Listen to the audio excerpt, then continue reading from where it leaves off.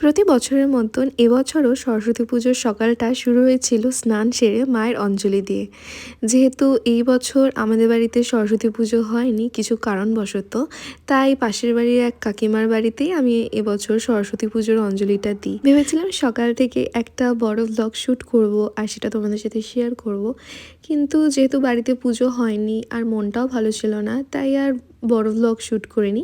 বিকেলে একটু বেরিয়েছিলাম, খেতে গিয়েছিলাম বন্ধুদের সাথে, সেটারই একটা মিনি ব্লগ তোমাদের সাথে আজকে শেয়ার করছি। তো আমরা গিয়েছিলাম পার্ক স্ট্রিটের কাছেই একটা আরবিয়ান রেস্টুরেন্টে, আর সেখানে গিয়েই একটা বড় মান্ডি অর্ডার করেছিলাম। আই থিঙ্ক এটাকে মান্ডি বলে, মান্ডি থালি। এই থালিটাতে বিরিয়ানির সাথে কাবাব, ফিশ ফ্রাই, মাটন, চিকেন সমস্ত কিছুরই একটা কম্বো ছিল।